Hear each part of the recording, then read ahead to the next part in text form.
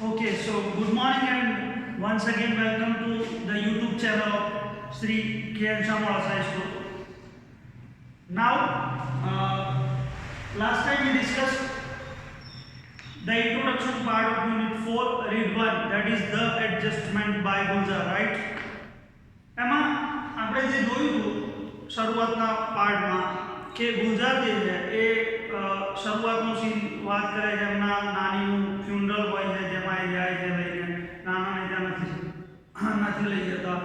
પછી એ ચર્ચા કરે છે નાનાને નાનીના રિલેશનશીપની કે કયા પ્રકારનો રિલેશન હતો એ બંને વચ્ચે હસબન્ડ વાઈફ વચ્ચે કેવી તકરાર થતી હતી વગેરે વગેરે. થોડી ગુલજારે એમના પોતાના વિષયમાં વાત કરી કે એમના શું બન્યું હતું એના ફાધરે એકચ્યુઅલી સેકન્ડ મેરેજ કર્યા એના કારણે એને એના ભાઈ બંને એના નાના નાની સાથે રહેવું પડ્યું, રાઈટ? આ બધું આપણે લાસ્ટ વિડીયોમાં ડિસ્કસ કર્યું. હવે એ વાત કરે છે કે નાના નાની વચ્ચે કયા પ્રકારની તકરાર થતી હતી, રાઈટ? એ તકરારમાં એક વાત એ લોકો ચર્ચા કરતા હોય જેમાં નાની કહે છે કે હું તો મરી જઈશ, તમે એકલા રહેશો, બાળકો તમારી સાથે વાત પણ નહીં કરે, રાઈટ? નાના કહે છે કે ના હું વહેલા મરી જઈશ. तो ये तकरार चालती थी त्यार सुधी आपणे पहोंच्या था. जे छेल्ली लाइन थी लास्ट वीडियोमां आ हती, शी वुड सिम्पली से yes you will see just watch. જ્યારે બંને ડિસ્કશન કરી રહ્યા હોય છે કે પેલો નાના કહે છે કે હું પહેલા મરી જઈશ, તો નાની કહે છે કે ના હું પહેલા મરી જઈશ, તમે એકલા રહી જશો. તો આ તકરારમાં છેલ્લે નાની એમ કહે છે કે ઓકે લેટ્સ સી, ચલો જોઈએ શું થાય છે. એન્ડ નાની રિયલી ડીડ લીવ બિફોર હિમ. અને નાની कहते कि खरेखर एमना पहला जता रहे, नाना पहला मतलब कि एक्सपायर थी गया, मैं मृत्यु थયું नाना पहला नानी. नाना became all the more irritable now. હવે નાના કેવા થઈ ગયા એનો સ્વભાવ તો ઇરિટેબલ થઈ ગયો. હવે અહીંયા એક જબરદસ્ત વાત આપણા માટે પણ સમજવાની છે, કદાચ દરેક આખા સમાજે સમજવા માટેની એક વાત છે. મોટાભાગના લોકો પોતાના પેરેન્ટ્સનો ગ્રાન્ડ પેરેન્ટ્સનો રિસ્પેક્ટ કરતા જ હોય છે, એમની સેવા પણ કરતા હોય છે, એમને હેલ્પ પણ કરતા હોય છે. પણ મેં અગાઉ પણ કહ્યું હતું ઇન્ટ્રોડક્શનમાં કે આ એજમાં આખું વર્તન ચેન્જ થતું હોય છે, તો એ વર્તનને પણ સમજવાની જરૂર હોય છે. અને એમાં પણ એક પાર્ટનર જ્યારે જતો રહે એનો લાઈફ પાર્ટનર, તો બીજા લાઈફ પાર્ટનર પર એનામાં એની માનસિક જે અસર જોવા મળે છે એ અલગ અલગ પ્રકારની હોય છે. તો જેવા નાનીનું મૃત્યુ થયું, નાના કહે છે કે ઇરિટેબલ થઈ ગયા. ઇરિટેબલ મતલબ કે ચીડિયા સ્વભાવના થઈ ગયા. નાની નાની વાતમાં એમને ચીડ જોવા મળે, ઇરિટેશન જોવા મળે. As if he had lost a wager. અને વેજરનો મતલબ અહીંયા શરત, બેટ શરત લગાવતો હોય ને આપણે, તો કહે છે કે એ રીતે ચીડિયા થઈ ગયા જાણે કે શરત હારી ગયા હોય બંને. શરૂઆતમાં ડિસ્કસ કરતા હતા ને કે તું પહેલા જઈશ કે હું પહેલા જઈશ, રાઈટ? તો એ રીતે ચીડિયા થઈ ગયા જાણે કે શરત ના હારી ગયા નાની સામે. નાની શરત જીતી ગયા, નાની પહેલા મૃત્યુ થઈ ગયું. For a few days he took out his anger on his food. થોડા દિવસો માટે શરૂઆતમાં તો એમને એમનો ગુસ્સો જે છે એ ખાવા ઉપર કાઢ્યો. He would push away his plate and say, tell her I don't want to eat. એ એમની પ્લેટ જ્યારે એમને ખાવાનું આપવામાં આવતું થાળીમાં, તો એમની થાળીને ધક્કો માર દેતા અને એમ કહેતા કે tell her I don't want to eat, કે જાઓ એને કહી દો કે મારે નથી ખાવું, રાઈટ? એને મતલબ કે નાની. He imprisoned, next paragraph માં, he imprisoned himself in the bedroom. Imprisoned એટલે અહીંયા પોતાની જાતને કેદ કરીને રાખ્યું. તો એ ભરાઈ જતા, પુરાઈ જતા, કેદ રહેતા એના બેડરૂમમાં. We removed a few of Nani's belongings to make her room livable for Nana.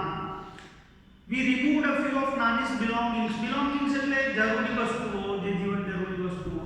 તો કહે છે કે નાનીને લગતી જે વસ્તુઓ હતી અમે એમના રૂમમાંથી ત્યાંથી હટાવી દીધી કરીને નાના માટે રૂમ વધારે કમ્ફર્ટેબલ થઈ જાય.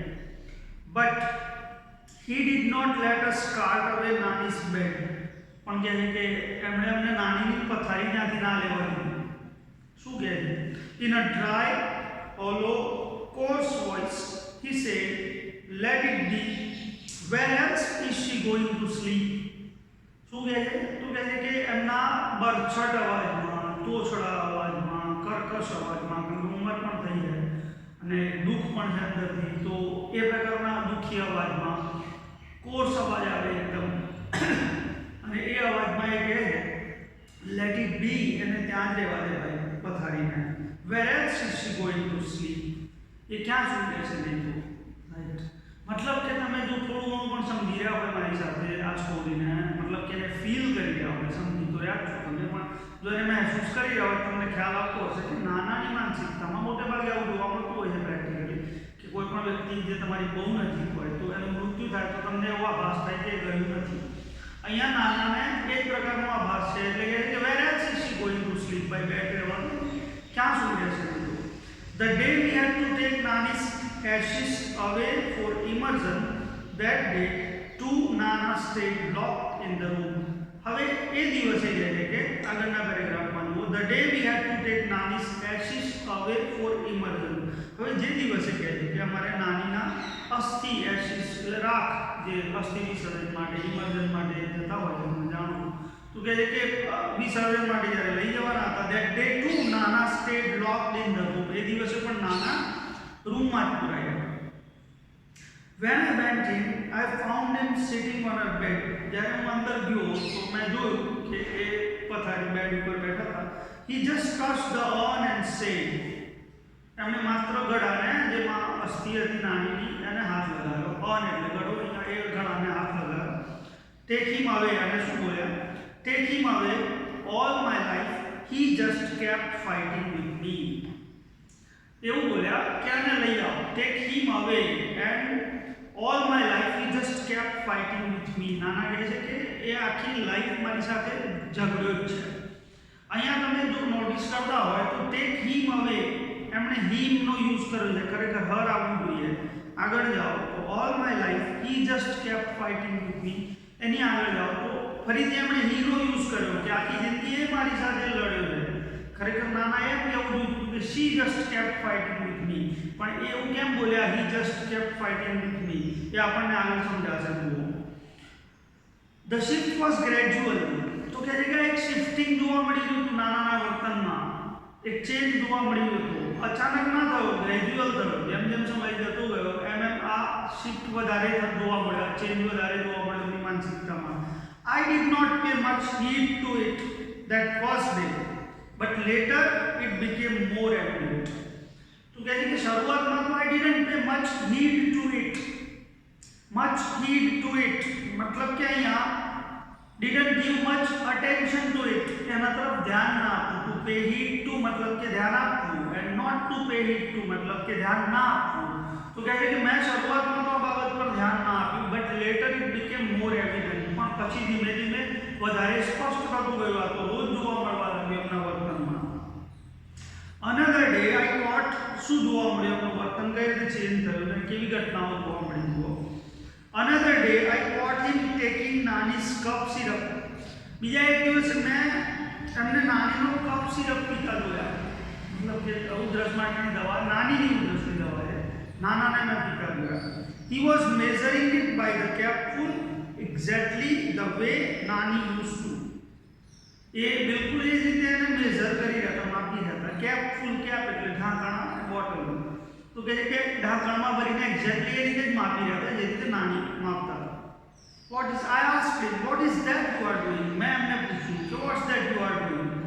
आ शू करी रहा हो तुमने? What am I supposed to do then? तो जवाब शू है हमने दियो. तो तने शू लागे? मारे शू करવું જોઈએ? What am I supposed to do then? तारा मते मारे शू करવું જોઈએ? This damn cough just doesn't let up. जो ने आ खतरनाक खांसी થઈ છે મને. This damn cough આ જોરદાર મને ઉધરસ થઈ છે. That doesn't let up. મને આરામ જ નથી કરવા દેતું, શાંત જ નથી રહેતી, તો મને દવા લેવી પડે. Exactly the same turn of phrase that Nani would have used. बिल्कुल एवो जवाब, सेम जवाब के जे नानीए आप्यो होत. जो नानी होत ने मैं पूछ्યું હોત તો નાનીએ કદાચ આ જવાબ આપ્યો હોત કે જે રીતે નાની જવાબ આપતા હતા એ જ જવાબ એક્ઝેક્ટલી નાનાના મોઢે સાંભળવો. He paused, threw me a look and said. પછી કહે છે અટક્યા થોડી વાર માટે બોલતા હો. પછી મારી સામે threw me a look મતલબ કે મને એક લુક આપ્યો મારી સામે. When this bottle gets over, get me a new one. અને મને એમણે કહ્યું કે જ્યારે આ બોટલ પૂરી થઈ જાય તો શું નવી લઈ જાવ. આપણને અત્યારે બધું નોર્મલ લાગે કદાચ કે હા એમાં શું છે, હોઈ શકે. આગળ I was a little taken aback. ગુલજાર કહે છે કે આ સાંભળીને હું શોક્ડ થઈ ગયો. I was little taken aback. હું શોક થઈ ગયો. ટેકન અબેક મતલબ શોક. મને શોક લાગ્યો કે આ શું. I had never heard him coughing. મેં એમને ક્યારે ઉધરસ ખાતા જોયા જ નથી, અને ઉધરસ થઈ જ નહોતી, ના તો પહેલા થઈ ગઈ કે ના અત્યારે થઈ જાય. But this was nothing compared to the shock he gave me a few days later. આ તો શોક હતો જ, પણ કહે છે કે આ શોક તો કંઈ નહોતો. એના પછી થોડા દિવસ પછી બીજો એક શોક જે એમણે મને આપ્યો, એ આનાથી પણ જબરદસ્ત હતો. એ શું થયું? I told him, થોડા દિવસ પછી એણે નાનાને કહ્યું હશે કે નાના, let's go to a salon, કે નાના ચલો આપણે સલૂનમાં જઈએ. યુ નીડ અ હેરકટ, તમારે વાળ કપાવવાની જરૂર છે, વાળ તો કપાઈ ગયો. I insisted, પછી મેં એમને આગ્રહ કર્યો. If you don't want to go, then I will call a barber home. જો તમે નહીં આવો તો હું બાર્બરને ઘરે બોલાવી લઈશ, મતલબ કે તમારે વાળ કપાવવાના છે. He did not even bother to look at me this time.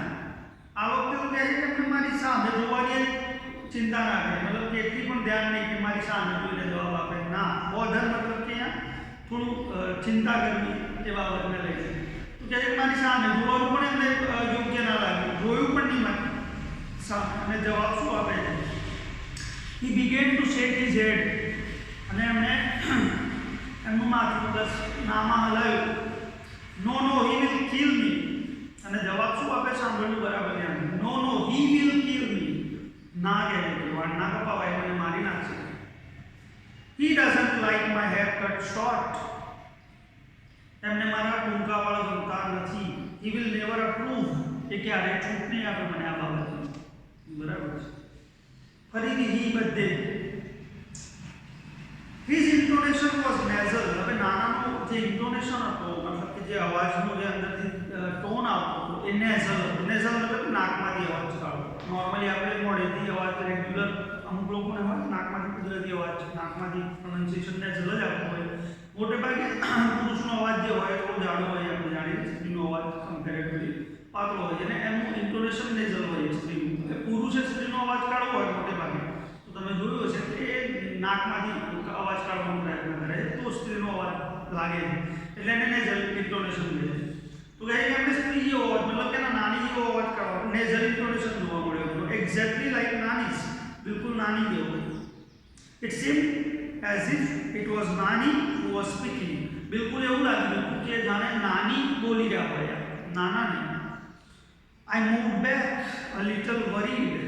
હવે મને ચિંતા થવા લાગી ગઈ, કારણ કે આ શું થઈ ગયું છે, મતલબ કે આ નાનીની જેમ વર્તન કેમ કરી રહ્યા છે. તમે જો સમજ્યા હોય વાત, તમે બિલકુલ સમજ્યા છો મારી સાથે, તો એ નાનાનું વર્તન જે છે નાની જેવું થવા લાગ્યું છે ધીમે ધીમે. રાઈટ.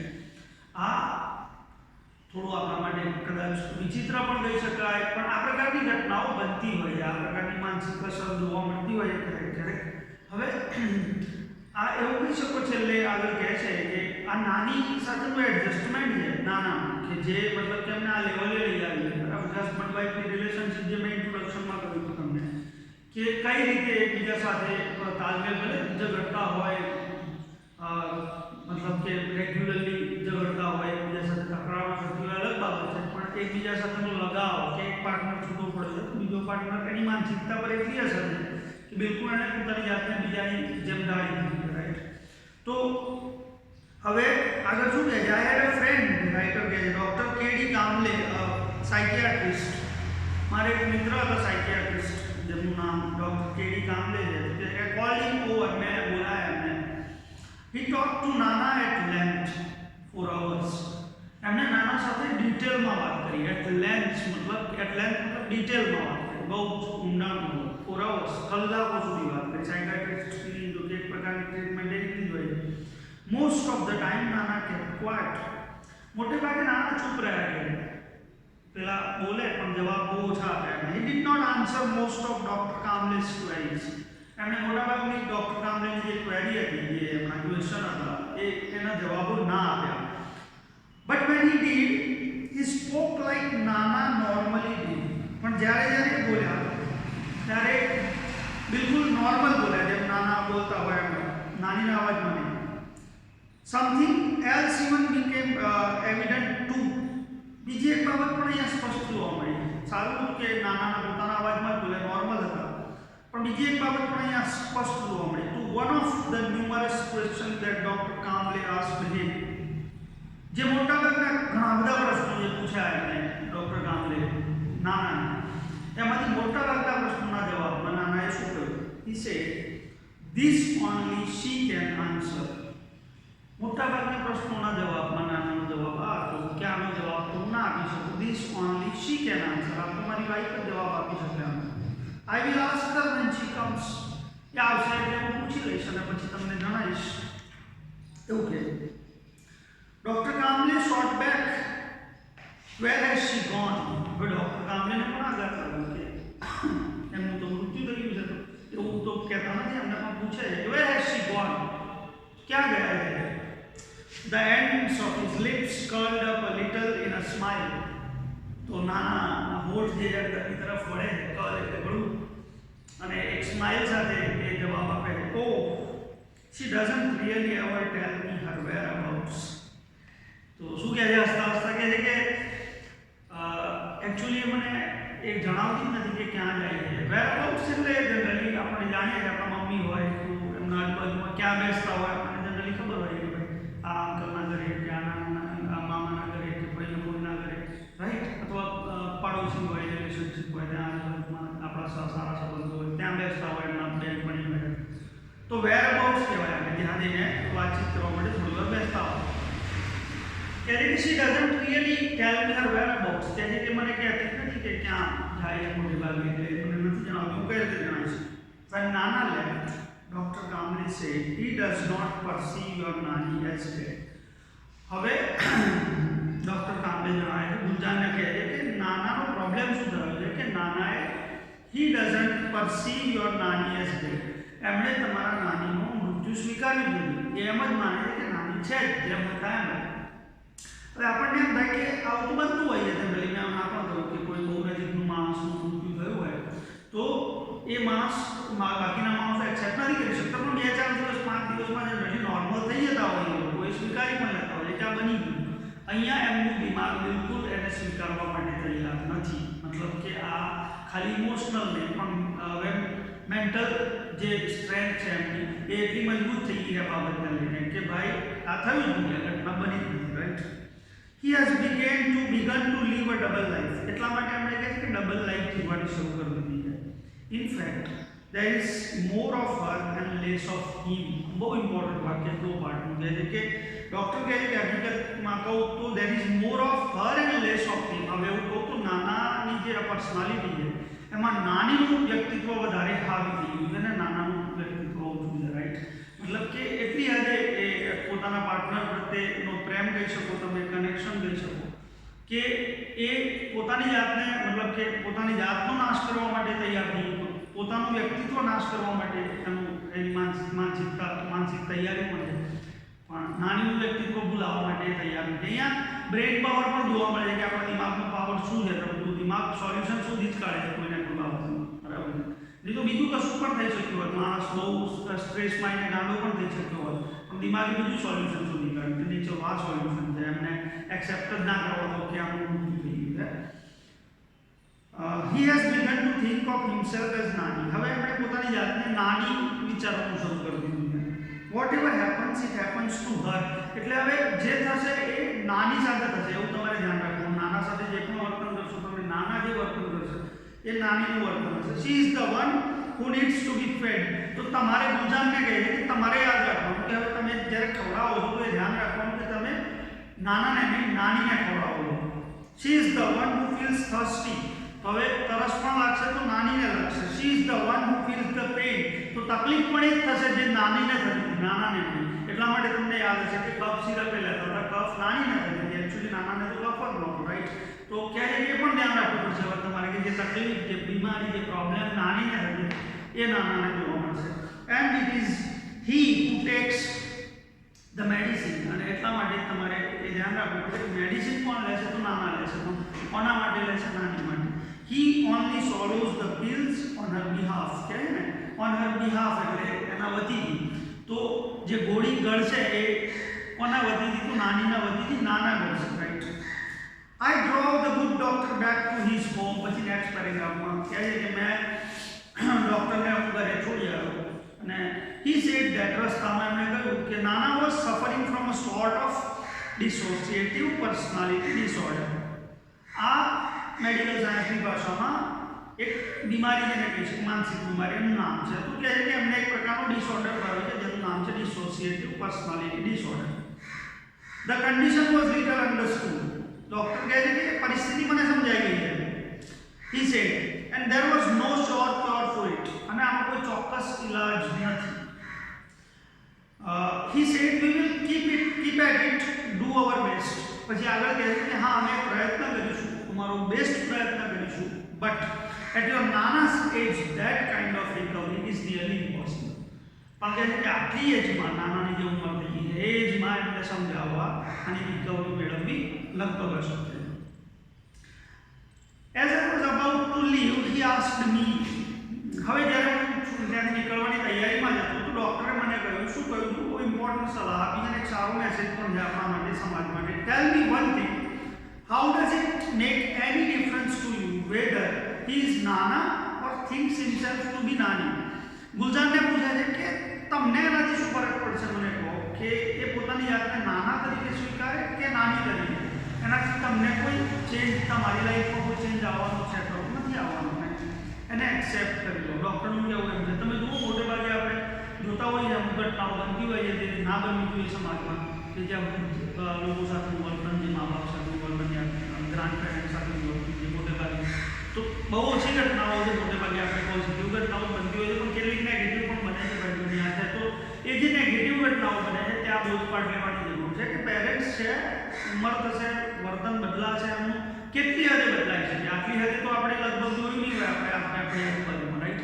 આપણે નોર્મલ ચેન્જીસ આવતા હોય, થોડું ચીડિયાપણું આવી જતું હોય છે, આપણી આપણને ઘરે દ્વારી ટોકતા હોય, અલગ અલગ સલાહ આપતા હોય, આપણને ના ગમતી હોય ત્યારે, તો એટલી નોર્મલ બાબતો પણ ક્યારેક આપણે એક્સેપ્ટ નથી કરી શકતા, એની સામે આર્ગ્યુમેન્ટ કરતા હોઈએ, આપણે અગ્રેસિવ થઈ જતા હોઈએ કેટલાક લોકો, right?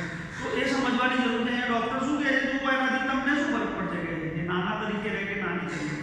How does it change anything whether he eats raita by staying your nana or refuse to eat raita by morphing into your nani? કહે છે કે તમને એનાથી શું ફરક પડશે કે એ માની કે નાના તરીકે બિહેવ કરે અને રાયતું ખાઈ લે, રાયતું આપણે ખાતા હોય generally, and refuse to eat raita by morphing into nani, અથવા તો એ નાની તરીકે ટ્રાન્સફોર્મ થઈ ગયો છે એનું દિમાગ જ્યારે ત્યારે એમ કહે છે બીજા દિવસે કે રાયતું નહીં ખાવ, એક દિવસ ખાઈ લેશે કદાચ જ્યારે નાના તરીકે બિહેવ કરી રહ્યા છે, જ્યારે એનું દિમાગ નાની તરીકે બિહેવ કરી રહ્યું છે ત્યારે એમ કહે છે કે ના મને ક્યાં રાયતું ભાવે. તો એમાં તમારે કન્ફ્યુઝ થવાની, તમારે ઓકવર્ડ ફીલ કરવાની કે ઇરિટેટ થવાની જરૂર નથી. શું ફરક પડે છે તમને? Let him live his life any way he wants to. કહે છે કે જીવવા દો એમને જે રીતે એમની લાઈફને જીવવા માંગે છે. આ મેસેજ છે કે જે રીતે જીવવા માંગે છે એમને જીવવા દો, રાઈટ? થોડું ઘણું તમને કદાચ પરેશાની થાય તો એને સ્વીકારી લો, એમાં બહુ હેરાન થવાની જરૂર નથી. I was late coming back home. હું એ દિવસે મોડે ઘરે આવ્યો, but I did feel quite unburden. પણ હું લગભગ ઘણો બધો રિલેક્સ થઈ ગયો હતો. અનબર્ડન, બર્ડન એટલે ચિંતા, ટેન્શન, અનબર્ડન, હું ચિંતાથી મુક્ત થઈ ગયો હતો. And lot less worried by what doctor Kamle had said. અને જે રીતે મને ડૉક્ટર કામલે સમજાવ્યો એ સાંભળ્યા પછી કહે છે કે હું બિલકુલ ચિંતા વગર થઈ ગયો. I thought the way Nana had made his adjustment with Nani, we too should make adjustment with him.